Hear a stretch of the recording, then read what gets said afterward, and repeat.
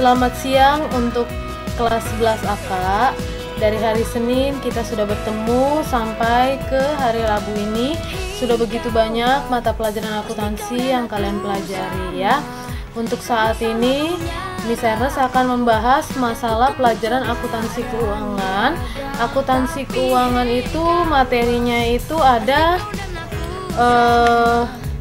kartu piutang, kartu utang, kartu persediaan, dokumen dana kas kecil, memproses dokumen kas di bank, mengelola kartu aset tetap ya. Tapi untuk yang pertama kita akan membahas mengelola kartu piutang. Oke, kita lihat dulu penjelasan tentang piutang. Piutang merupakan tagihan perusahaan terhadap pihak ketiga yang timbul karena adanya suatu transaksi. Piutang mempunyai jatuh tempo, nilai jatuh tempo, dan bila ada perjanjian mempunyai bunga. Dan untuk piutang ini Miss Ernest tidak akan panjang lebarkan teorinya. Kalian sudah mengerti sendiri apa itu piutang ya. Oke, di sini kita lihat di halaman 4 ada jenis-jenis piutang. Pada dasarnya piutang dapat dikelompokkan menjadi 3 jenis antara lain. 1. Piutang dagang atau accounts receivable. Kalian tahu piutang dagang itu ada di perusahaan dagang, yaitu tagihan perusahaan kepada pelanggan akibat adanya penjualan barang atau jasa secara kredit ya. Piutang dagang atau piutang usaha itu sama ya. Terus piutang wesel. Piutang wesel adalah piutang yang berupa perjanjian tertulis dari debitur ke kreditur untuk membayar sejumlah uang yang tercantum dalam surat perjanjian tersebut ya.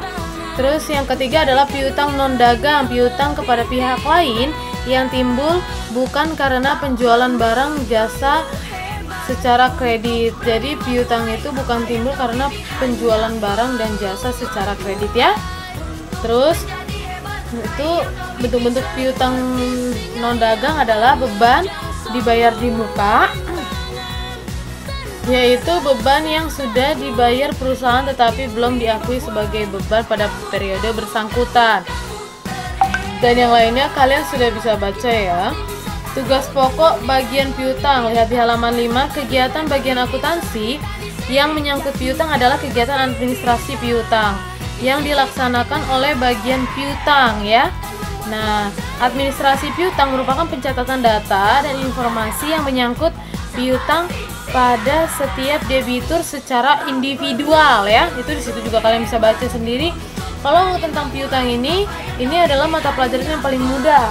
Jadi kalau misalnya dulu, kalau misalnya KTSP, ini teorinya tuh dipisah-pisah. Jadi ada pelajaran mengelola transaksi utang, mengelola transaksi piutang, tapi karena ini udah K13 itu dijadikan satu, jadi diringkas. Nah, ada juga setelah membicarakan piutang, kita akan membicarakan tentang kartu piutang. Kartu piutang adalah pengelolaan kartu yang dilakukan oleh bagian kartu piutang yang berada di bawah Departemen Akuntansi. Tugas hariannya adalah mencatat mutasi piutang untuk setiap debitur ya. Kita lihat di halaman 6, kalian bisa baca mutasi piutang. Yang kedua adalah mutasi piutang. Jadi transaksi penjualan kredit akan berpengaruh positif terhadap saldo piutang, sedangkan retur penjualan, pelunasan piutang, dan penghapusan piutang berpengaruh negatif terhadap saldo piutang. Jadi saldo piutang itu kalau misalnya di kartu piutang, kalau misalnya di kartu piutang dia malah menjadi positif. Tapi kalau misalnya kayak retur penjualan, pelunasan piutang, dan penghapusan piutang itu berpengaruh negatif terhadap saldo piutang. Artinya maka saldo piutang nanti akan berkurang ya. Di situ juga ada lalu yang ketiga adalah membukukan mutasi piutang ke kartu piutang. Jadi prosesnya itu kita membuat dulu mutasi piutang baru ke kartu piutang ya. Untuk tujuan akuntansi, piutang memiliki arti yang lebih sempit, yaitu klaim yang diharapkan akan diselesaikan melalui penerimaan uang ya. Itu kalian juga bisa baca sendiri. Kartu piutang itu dokumen yang terjadi untuk kartu piutang, yaitu adalah faktur penjualan kredit. Karena dimana kalau misalnya kita ada piutang pasti ada faktur penjualan kredit ya. Nah, habis itu bukti penerimaan kas. Nah, kalian sudah tahu di mana ada kartu piutang pasti ada bukti penerimaan kas, yaitu pelunasan faktur penjualannya. Terus yang ketiga adalah nota debit sebagai bukti penerimaan kembali barang yang dijual. Nah, ibaratnya itu namanya retur. Jadi kalau misalnya kita menjual ada barang yang tidak sesuai diterima oleh customer bisa mengembalikan ke kita. Itu yang kita berikan adalah nota debit. Memo kredit dari bank sebagai bukti penerimaan tagihan dari debitur melalui bank ya. Bukti memorial sebagai bukti transaksi penghapusan piutang. Jadi kalau misalnya suatu perusahaan mengalami kebangkrutan, nah pimpinan itu bisa memberikan memorial, atau misalnya perusahaan tersebut memberikan memorial bahwa perusahaan mereka sedang bangkrut atau gulung tikar ya. Oke, di sini ada kartu piutang, yaitu kartu piutang dari toko Aneka Jaya. Nah, bentuk kartu piutang itu adalah seperti ini ya. Nah, kalian sudah bisa lihat bentuk kartu piutang adalah seperti ini. Oke, yang pertama itu adalah nomor rekening. Nanti nomor rekeningnya itu dari soal. Lalu namanya yaitu toko Aneka Jaya. Alamatnya adalah PT Jalan Pandanaran 40 Semarang. Nah, syaratnya ini, oke, syaratnya adalah 3/10,N/30. Artinya, oke, Miss Ernest kasih tahu ya arti dari kode ini. 30 ini adalah jatuh tempo pembayarannya. Jadi perusahaan toko Aneka Jaya diberikan kesempatan untuk membayar utangnya selama 30 hari ya.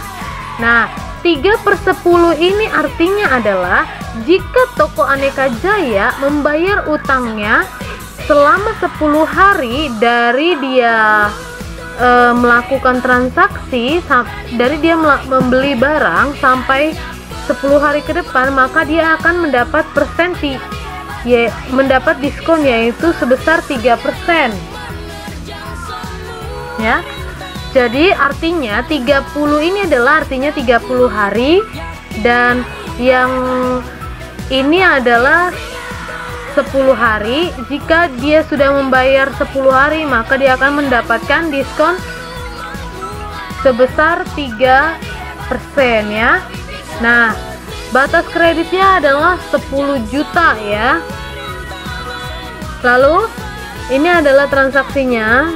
Yang pertama di transaksinya itu ada saldo.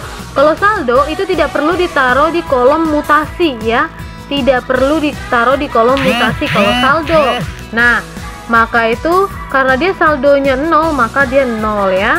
Nah, dia melakukan penjualan pada tanggal 5, faktur N312 ya. Debitnya adalah 3 juta ya. 3 juta berarti dia mempunyai piutang 3 juta. Nah, tadi kita sudah baca bahwa kalau misalnya dia melakukan customer melakukan pembelian kepada kita, maka saldo piutang itu malah positif.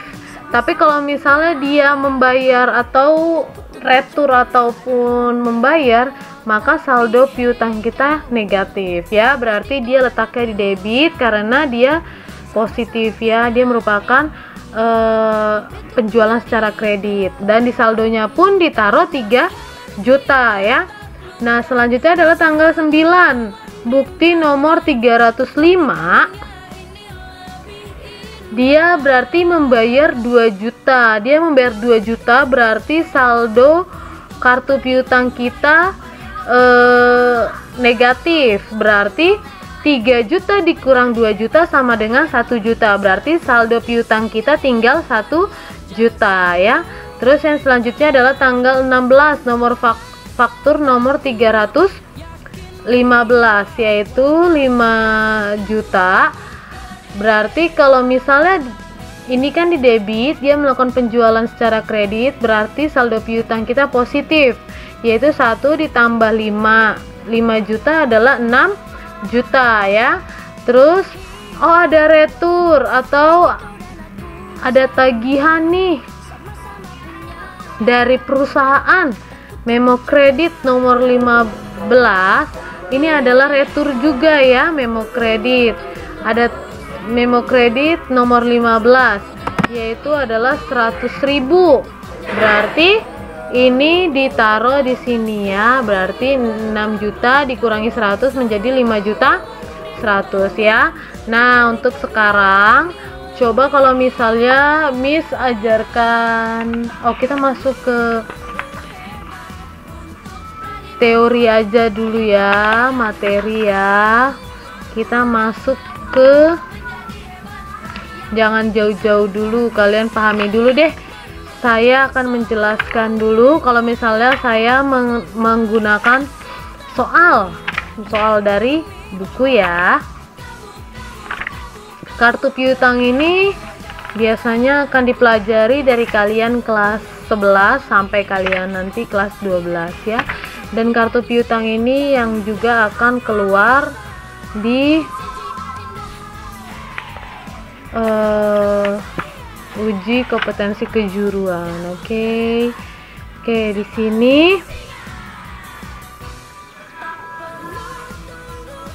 Nah, di sini kita pakai kertas ya.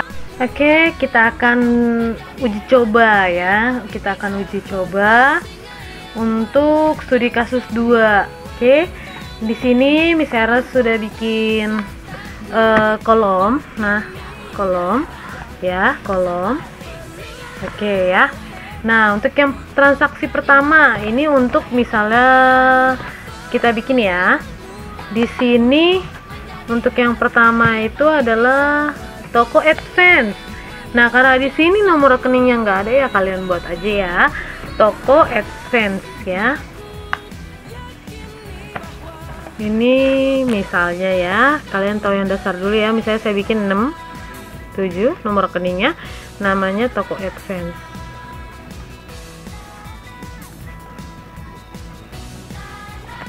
Oke, terus alamatnya ya kalian buat sendiri, syarat tidak ada. Di sini dia tidak ada syarat ya. Terus di sini ada batas kredit. Saya batas kredit biasanya ambil yang paling besar, yaitu 21.900.000. Oke, kita mulai ya. Nah, yang pertama adalah tanggal 15 Januari diterima dari toko Advance pembayaran.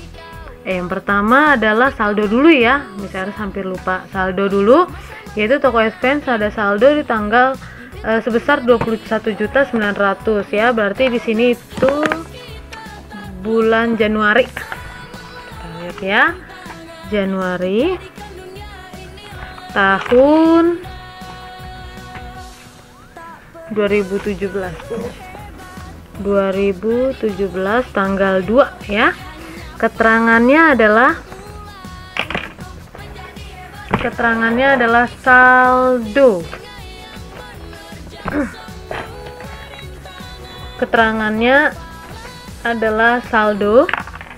Keterangannya adalah saldo. Oke. Saldo berarti kita taruh di saldo juga. Saldonya berarti kita taruh di saldo. Saldonya itu sebesar 21.900.000. Ingat peraturan akuntansi, jangan sampai lupa ya.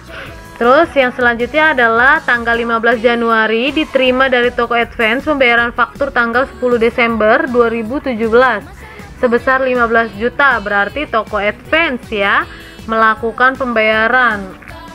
Biasanya kita namakan itu pelunasan ya.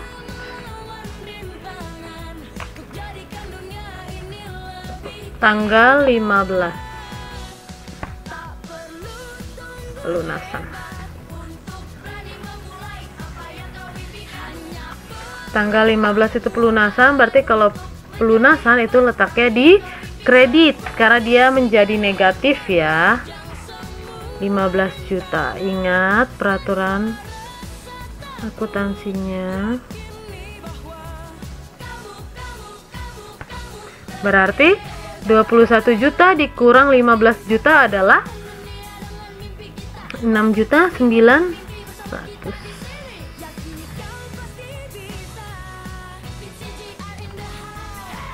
Oke, 6.900.000 ya.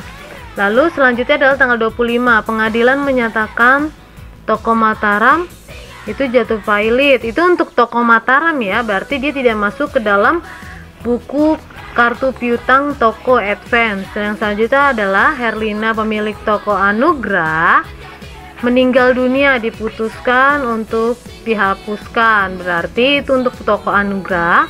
Tanggal 20 Mei diterima dari toko Advance adalah 6.900.000 sebagai pelunasan utangnya ya. Untuk sebagai pelunasan utangnya, berarti kalau misalnya sebagai pelunasan utangnya itu tanggal berapa? Tanggal 20 pelunasan ya. Berarti di sininya adalah letaknya di kredit ya. 6.900.000. Ini tinggal di strip ya. Jadi kita lihat lagi ya, ada nggak lagi toko Advance? Oh, nggak ada lagi toko Advance, berarti toko Advance oke, sudah kita tutup, kita garis. Tidak perlu dijumlah karena di sini sudah menyatakan jumlah. Oke, sekarang kita masuk ke bagaimana kalau misalnya dia jatuh pailit dan saldo piutangnya dihapuskan. Kita lihat ya. Oke, di sini Miss Sarah sudah bikin kotaknya ya. Ini untuk kartu piutang yang kedua karena ini ada 4 saldo, daftar saldo, maka kita harus bikin kartu piutangnya 4 ya. Untuk yang selanjutnya adalah toko Anugrah, berarti nomor rekeningnya bebas saja. Saya bikin 68, lanjutin yang tadi. Terus ini namanya toko Anugrah. Untuk alamat itu kalian atur aja, dan ini juga kalian atur. Syarat kan otomatis 0. Batas kreditnya itu ada 15. Saya bikin 15.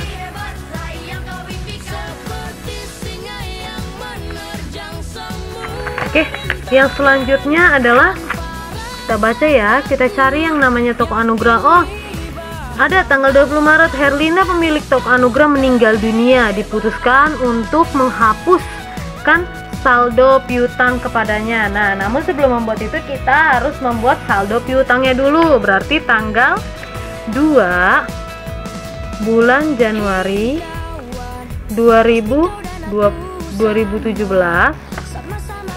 Terus di sini namanya saldo. Lalu di sini letaknya di debit ya. Letaknya di debit yaitu 15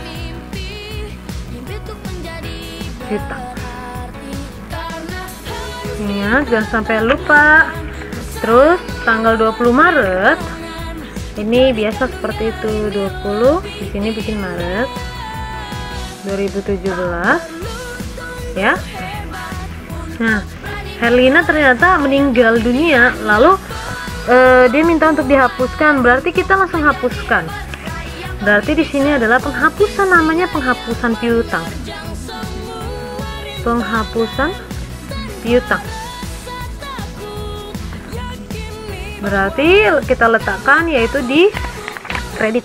Penghapusan piutang kita letakkan di kredit ya, sebesar 15 juta. Berarti di sini ada ya. Di sini sudah nggak ada lagi karena udah 0. Lalu kita lihat lagi. Oh, toko Anugrah ada nih tanggal 10 Agustus, ahli waris Herlina datang ke perusahaan dan membayar 15 juta utang almarhum yang telah dihapuskan. Nah, untuk kita kan sudah menghapus ya tadi ya piutang. Nah, jadi sekarang kita ingin melunaskan lagi. Berarti ini kita nggak langsung kayak langsung nih dilunasin gitu. Tetap harus ada penulisannya ya. Di sini kita tulis tanggal 10 Agustus. Jadi piutangnya itu kita munculin lagi di kartu piutang, baru kita lakukan pembayaran ya. 10 Agustus 2017.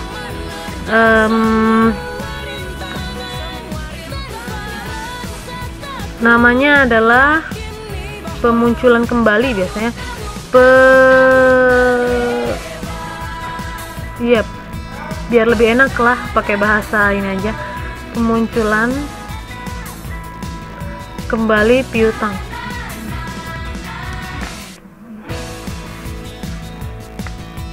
Berarti letaknya adalah di debit, berarti 15 juta.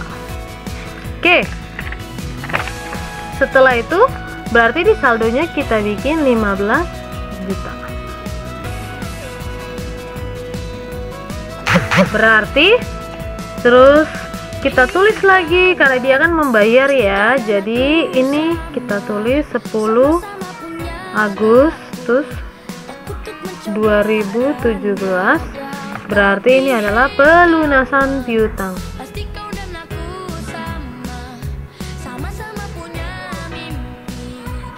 Pelunasan piutang berarti letaknya di kredit ya. 15 juta. Oke, berarti di sini adalah 0. Jadi seperti itu penulisan kartu piutangnya. Nah, kalau misalnya kita melakukan penjualan secara kredit, maka letaknya akan di debit. Tetapi kalau misalnya si customer sendiri melakukan pelunasan, maka letaknya di kredit ya. Lalu ini dikurang ke kredit 0. Nah, karena dia meninggal dunia, maka ini dihapuskan ya. Nah, ternyata ahli warisnya bersedia untuk membayar utangnya si almarhum. Berarti kita harus memunculkan kembali piutangnya, pemunculan kembali piutang, yaitu 15 juta di debit. Lalu di saldonya pun debit ya. Lalu di sini pelunasan, dia melakukan pelunasan piutang 15 juta ya. Itu aja penjelasan dari Miss Ernest. Miss Ernest berharap kalian semua memahami apa yang Miss Ernest jelaskan. Kalaupun kalian tidak memahami, kalian boleh bertanya ya sama Miss Ernest. Minggu akan datang kita melakukan Google Meet. Di situ kalian bisa bertanya ya. Terima kasih.